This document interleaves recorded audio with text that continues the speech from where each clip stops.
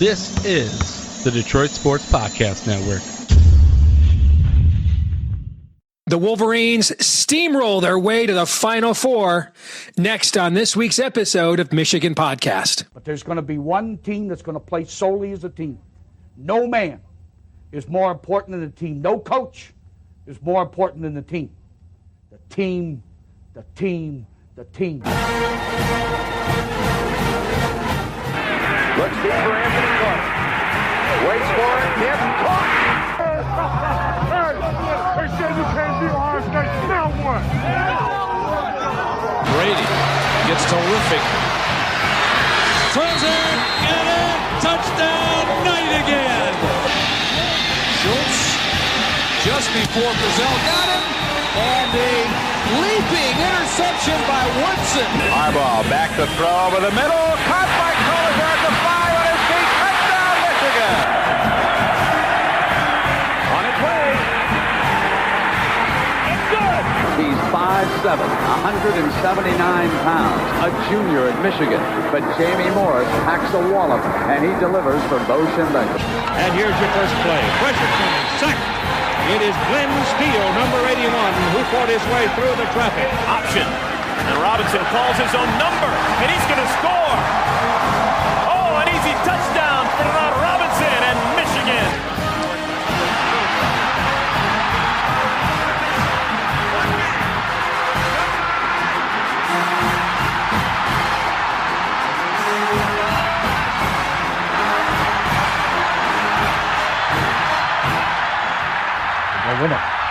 We're going to win the championship again because we're going to play as a team.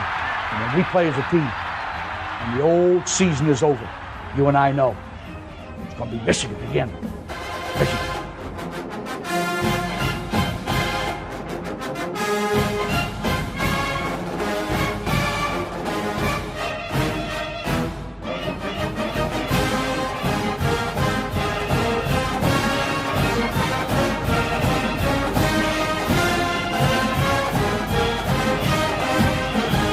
Go Blue, I'm Steve Deace. Welcome to this week's episode of Michigan Podcast. And you know it's a big week if it's a basketball-centered episode. Not that I don't love college basketball. I do, but many of you don't. I mean, the view difference when we talk about football compared to literally anything else is palpable unless we're in the midst of the kind of run that these Michigan Wolverines are on. The kind of run, well, the last time we saw a belt to rear end in a regional final like that, it was this team right here. This 1989 team beating Virginia by 37 points. Michigan beats Tennessee by 33. A 34-10 run. 34-10 in the Elite Eight. And you can kind of say Michigan basically won the SEC title too, beating Alabama, Tennessee back-to-back to get to the Final Four.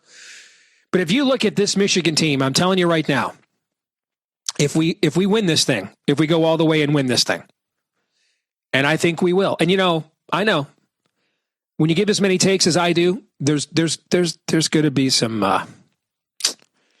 What was that in there? There's going to be some. What were you thinking? What you doings? But when I told you after the Purdue loss that is exactly what we needed. And the fact that it wasn't a fluke, it wasn't Purdue went out there and hit 16 threes, and so we don't take it seriously. It's just an outlier. But that we went out there and got bullied by a team that we are physically superior to. That would be the reset this team needs. And if you've watched with all three of our losses, there has been a major reset after that. And Michigan's gone on a run after all three of those losses. And we're in the midst of that run right now. It's exactly what we needed to take the edge off, to get that eye of the tiger back. And now we are talking about a team that right now is the second highest rated team in the history of KenPom. And that's against the number 2 overall strength of schedule. So without question, as much as I'll always love this 1989 team right here, and as many afternoons after we won that game against Seton Hall, shout out to Grand Rapids native Ted Hillary with the single greatest officiating call in the history of the Final Four. Go Blue, Ted. I remember. As much as I came home every day from Rogers High School in Wyoming, Michigan, and watched the VCR copy of that game to the point I have Brett Musburger's play-by-play almost memorized. That's how many times I watched that game back in the day. And as much as I love that team and what they did, if this team wins it all, it is hands down the greatest Michigan basketball team of all time. And frankly, it's going to go down as one of the greatest college basketball teams of all time.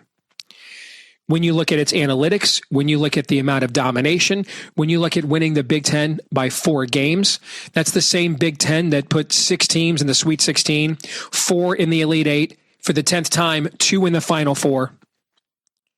The way and the path that it took here, just dominating the opening 2 weekends of the tournament, and then it would have to beat Arizona, who's also one of the top 5 teams in the history of KenPom. And then maybe you're beating Connecticut, winners of 2 of the last 3 national championships, or Illinois, the number 1 offensive efficiency team in the history of KenPom is this Illinois team. Now, if this team does all of that, this is 1990 UNLV, 1992 Duke. This is the Kentucky team with all of the NBA draft picks on it in the Calipari era that won the national championship. This is up there with some of the greatest college basketball teams in recent memory. It's a run of dominance that has never been seen. And who knows if we're ever going to see anything like this again. So by all means, now's the time to finish the job. Now, hey, you get to a one and done scenario and you're up against 3 other great teams. And the team we're playing Saturday is also, according to the metrics, historically great in this century. It might come to an end. Won't change how much I love this team at all. I'll be disappointed, of course, but 365 teams play college basketball at the Division I level. Only one of them gets to win the national championship, and it's in the most high variance format of a single elimination tournament. So this was Final Four bust for me all year long. I said that all along, that this was not national championship or bust, and I just didn't see how you could be, given how much variance exists within the NCAA tournament format. But it was Final Four bust all along. We got here. We deserve to be here. It's our 9th Final Four of all time.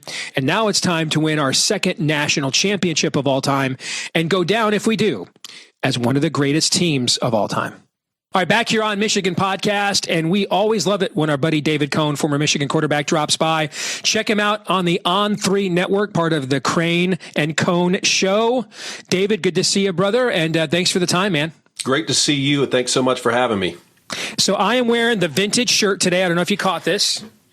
All right, I've got the 1989 national championship shirt on today. All right, as I was watching what we were doing to Tennessee, it reminded me growing up. I think I was a freshman or sophomore in high school when we put the 37 points on Virginia in the regional final.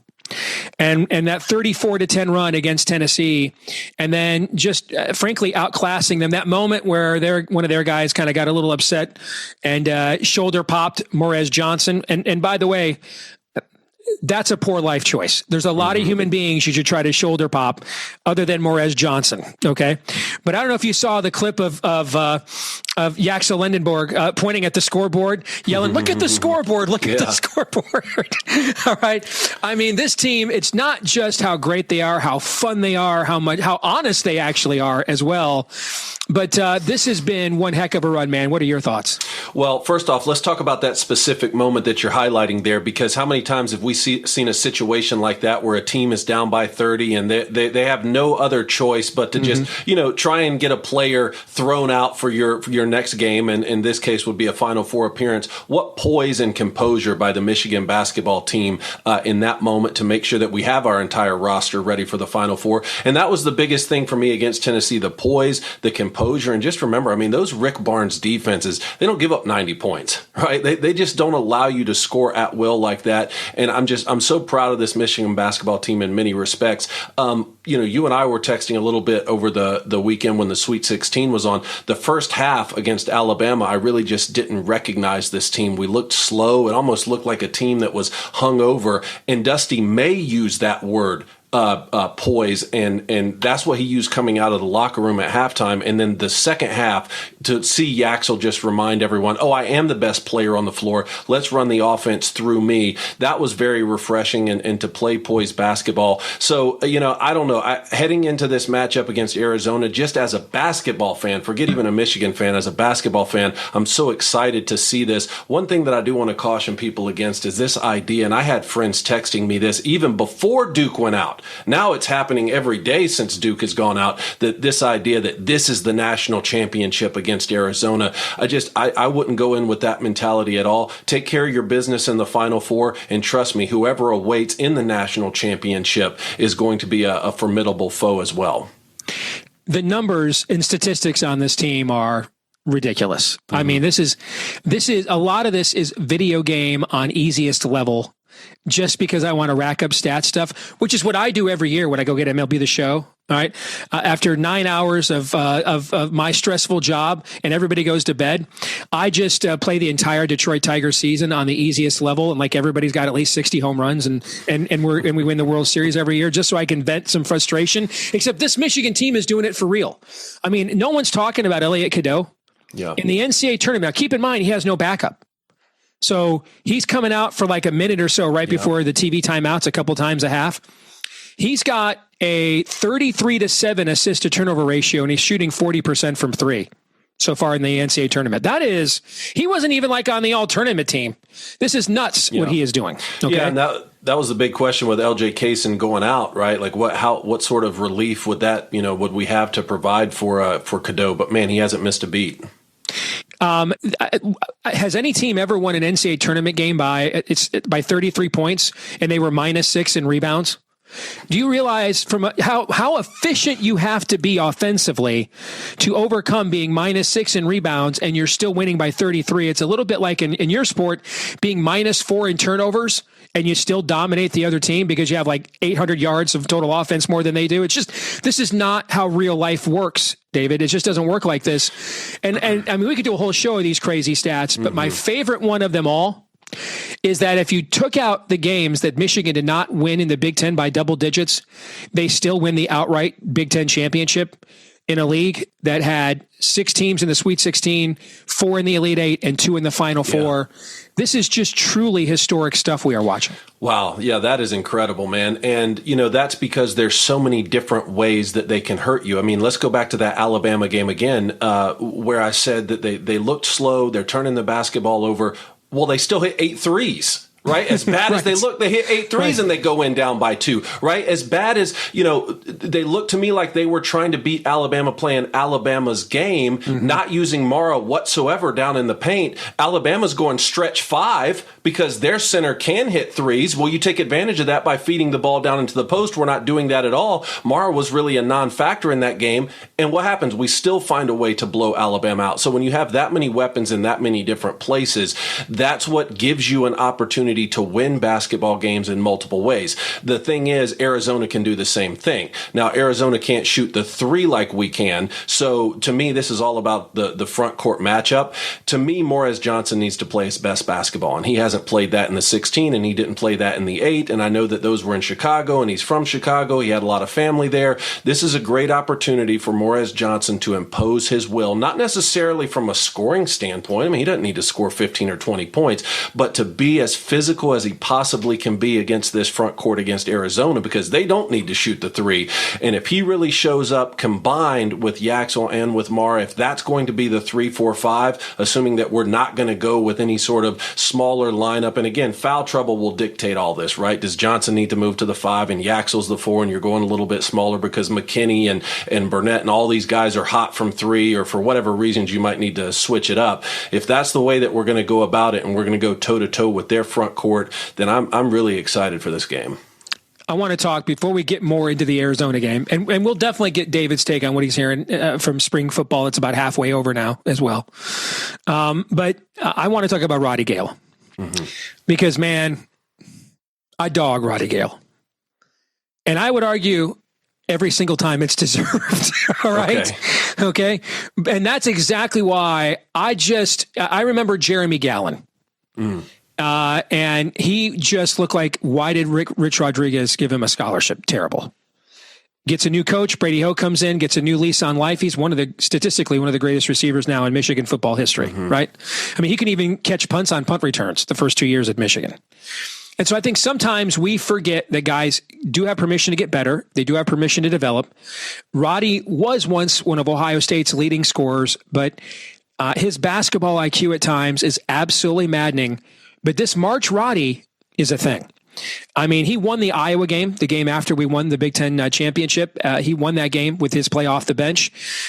He probably won the Alabama game by keeping us in the game when we weren't playing well, like you said. He helped spark the comeback here early on when we were down early to Tennessee and a little lethargic to start there. I was ecstatic to see him on the all-regional tournament team because I just love the fact that he's not been good for long stretches, 2 regular seasons in a row now where you're like, don't ever shoot ever again. And yet that guy just keeps coming back, and he's at his best in these biggest moments. And, you know, maybe that's just the dad and the grandpa in me now. But I just love seeing the guy that you're dogging because he's not making his potential. And then a lot of those guys who are great in those other moments and then fold when the big spotlight is on, that is when Roddy Gayle comes alive, man. And I've really enjoyed watching that out of him, just for him as a human. Well, that's the beauty of sports. You're never more than one great moment away from becoming a hero that gets talked about for really eternity. And talking about Jeremy Gallon, he was a teammate of mine. I always liked Gallon a lot, and I'm really proud of the success that he ended up having. But that's kind of what I'm talking about there when you have so many different guys who can hurt you in different ways. Sometimes you might not need Roddy Gayle to come in and do a single thing in a basketball game. Sometimes you might ask him, hey, you have to win it for us today, right? And so it's going to take all those different guys, and you never know what the puzzle piece combination will be, which is what makes sports fun, and it's what makes basketball fun, and in particular what makes March Madness fun. And also, you know, while we're talking about guys like that, I mean, you know, talking about Gayle and even Cheddar, some of these guys who were on the worst basketball team that we've seen, right? It was year before last, to stay and to be complementary pieces and to have big minutes. I'm so proud of all those guys, and I'm proud of this team, and I'm proud of this coaching staff as well. Which, Steve, I mean, you got the 1989 shirt on. That precedes my affiliation with the University of Michigan, but as it stands, that's the greatest Michigan basketball team of all time. If this team wins it all, is this team now the greatest basketball team in Michigan history? I mean, it's the number 2 best basketball team in Michigan history right now. I mean, what it's accomplished, how dominant it has been. We're talking, this is the number 2 strength of schedule, David. It has clowned most of these teams. I mean, Yaxel just letting the ball roll up the court at the end of the third quarter, almost third quarter. I almost said that in the middle of the second half against Tennessee. That's Harlem Globetrotters crap. This is the Elite 8 of the freaking NCAA tournament. Okay. I mean, this stuff is, this is the greatest basketball team we've ever had that I've seen. And I've been here now for 42 years as a fan, but I do think to definitively make that case, you've got to win it all. But I think regardless of what happens from here, it's at least number 2. If we win it all, it's not just the greatest Michigan basketball team. When you start looking at metrics and accomplishments and strength of schedules, and this is one of the top 5 teams of the last 30 plus years in all of college basketball with what it's done. And that brings us to the Arizona game. You look at the KenPom ratings. Now, KenPom began in 2002. Last year, he decided to go back and kind of retrofit his metrics to or some earlier seasons. So they now go back, even though it started in 2002, it now goes back to 1999. All right. So Duke 1999 is the highest KenPom team of all time. This Michigan team is number 2. This Arizona team is number 4. All right. So, I mean, this is so far in this 21st century, this is the most high profile semifinal matchup we have had.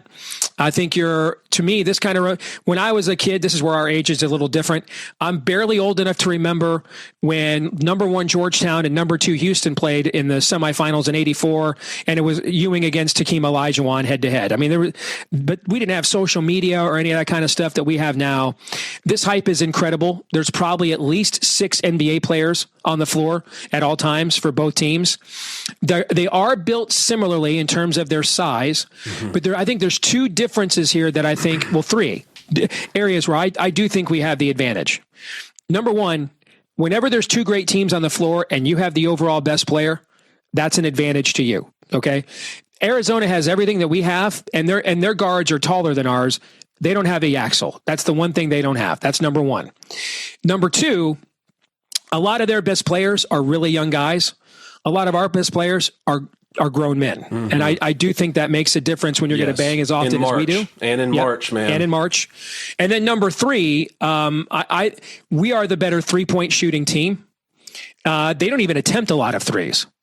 So what I would be tempted to do, given the sight lines and everything else in the dome, I would be really tempted to sag off and make those guys try to save my bigs out of foul trouble so that I can have them on the offensive end and maybe sag off and say to Arizona, we're going to need you to hit 4 or 5 of these before we give you the full Monty Michigan extended challenge every shot defense here, and make them prove it with those sight lines, because I think only 2 teams in all of college basketball have attempted fewer threes than Arizona has this year. Mm-hmm. Yeah, and maybe a little full court pressure because you're not exposed to leaving up open threes the way that you can't do that against Alabama, because 1 through 5 can all hit those threes. I agree, and I think that means that trouble for Michigan could come in 2 forms, and you really need both of them, which is foul trouble in the front court and then run cold on hitting threes with the back court, right? And because if that happens, and then you're having to sit Mara, you're having to sit Johnson, or both of them in worst case scenario, that's where Arizona could really do some damage. And look, I was really bullish on Arkansas. Arkansas has some great players, man. And when I was watching Arizona beat up on them, I thought, man, Michigan's going to have their hands full, because it really did feel like we were on a collision course from that side of the bracket with these 2 1 seeds. And I thought Michigan would have their hands full with this Arizona team. And then I watch us in the second half against Bama and for the entirety of the game against Tennessee, and I think, man, Arizona's going to have their hands full with Michigan. So, yeah, talking about a historic matchup that I can't wait for. Now, one more thing, when you talk about this is already the second greatest Michigan basketball team, how do they compare to the Fab 5 era? So I remember that era very well and never missed a game. Watched a ton of those games on ESPN and the old Pass sports system growing up in Michigan back in the day.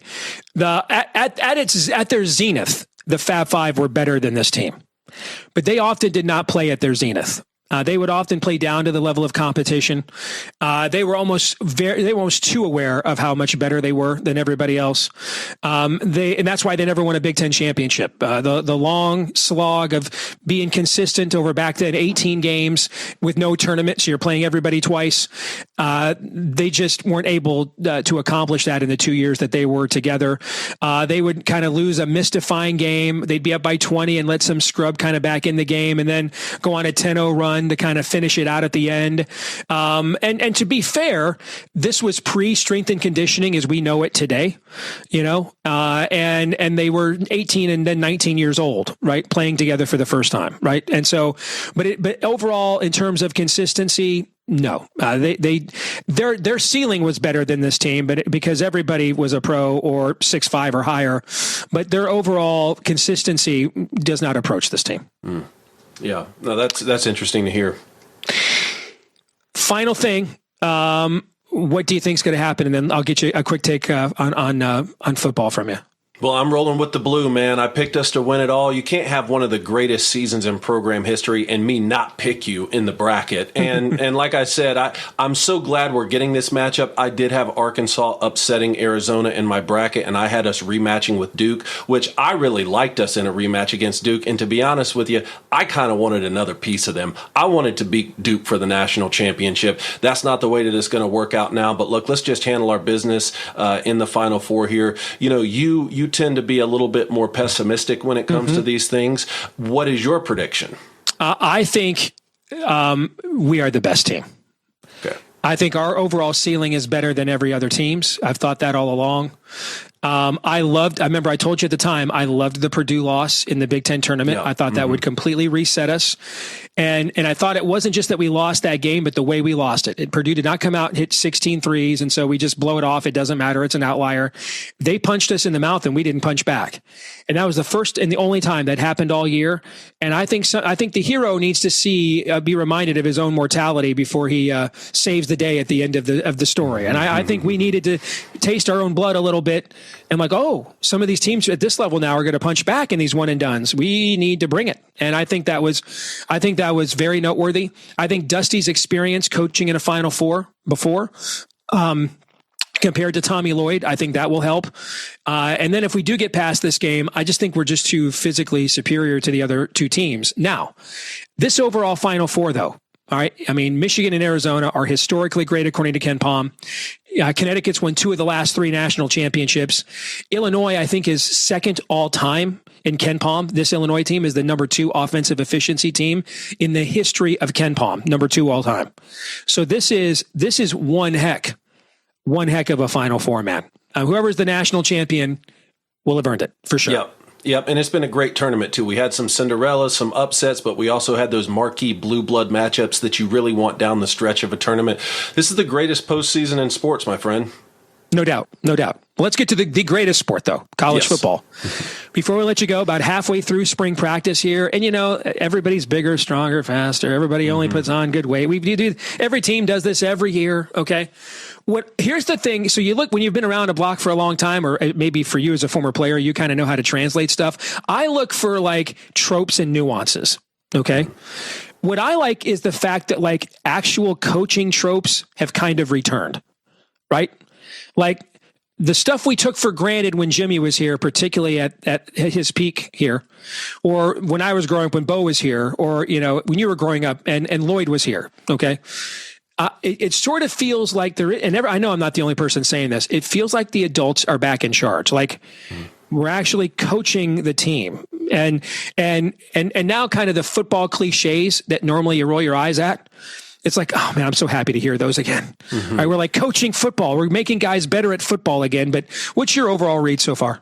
Well, I'll tell you what, I got a nice surprise for you here. We spoke with Coach Whittingham this morning on Crane and Cone, and that interview will be available tomorrow on Wednesday. I would encourage everyone to go over there and please check that out. I'll tell you what, Stevie's no nonsense, man. He's exactly what we need. He's exactly what we thought he was at Utah for the last 20 years. And just watching the way that his teams were so physical at Utah and the way that Michigan is physical when we're at our best, what a perfect marriage. And a couple little highlight teasers here for that interview. He really highlighted the weight room a lot, which, look, I can never imagine there's a scenario where any Michigan weight room is bad, right? But he really talked about the weight room and getting these guys in there. He's really, really bullish on not only our running back room, which we know how excited we are about that, but also the defensive front. And look how great our defensive front was at that pinnacle there in 21, 22, 23 when we were winning everything in the world. So I would encourage everyone to go over there and check out that interview. 7 practices in for spring. Obviously, I asked him about Bryce Underwood, and I said,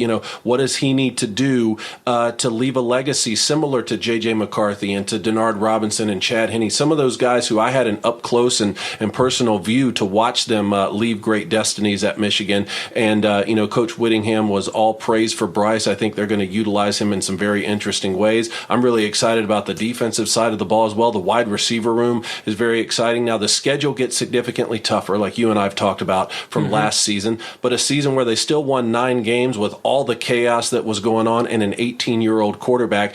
And just think about this. I mean, the Buckeyes went undefeated in the regular season last year with a new quarterback.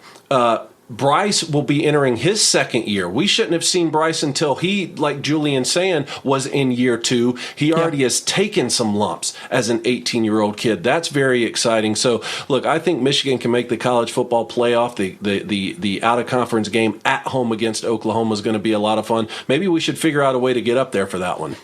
Well, that'd be phenomenal. And I'm sure it's a phenomenal interview. So everybody make sure you listen to that tomorrow when it shows up on the On3 network with Crane and Cone. And always good to see you, my friend. And we'll catch up sometime after spring ball. All right. Take care and go Blue this weekend. Thank you, sir. Go Blue. You bet. This week's X poll results, we just asked you flat out, will Michigan win its first NCAA tournament since 1989? 79% of you agree with me, yes. 21% of you think no. That brings us to our feedback of the week from Supreme Golden Retriever. And I respect the hell out of this because I roll this way. He said, I selected no just so I don't jinx anything. Supreme Golden Retriever, to you, my friend, you get a hearty salute. You're on that wall. We need you on that wall. You are on the blue wall. I'll give you another, sir. Thank you. You are doing your part to ensure that we finish the job. And when this is over, although no one will care, I will advocate that you even receive a championship ring because we would not have done it without you. I'm a big believer in fan karma. I mean, I've seen it. I've seen us not get a third down stop all game when I watch, and then when I turn it off, we get every single one. I've seen it. I know this works. I know that it happens. Steve, aren't you a Christian? This sounds like pagan superstition. That's not important now. I just know that it works. So on behalf of a grateful nation, of a grateful Michigan nation, all Wolverine fans are very grateful to you, Supreme Golden Retriever, for voting with your jinx, not with your heart, because we do know it will make an outcome. It will make an impact in the outcome of Saturday's game. So thank you. That'll do it for this week's episode. Don't forget to like, rate, share, follow, subscribe, 5-star review. You can do all of that right here on YouTube, or if you're listening on Apple, iTunes, or more. Thanks to all of you who have. You can also follow us in between episodes at Michigan Podcast on X, where you know you're always going to get in-game, well-reasoned, and emotionally balanced takes. Follow me at Michigan Podcast on X, at Michigan Podcast on X. Until the next time, first of all, happy Easter, everybody. He is risen. And then we'll talk to you again. Hopefully we are talking next week, because if we win it all, we're doing another one of these next week. All right. I'm Steve Deace. Go Blue.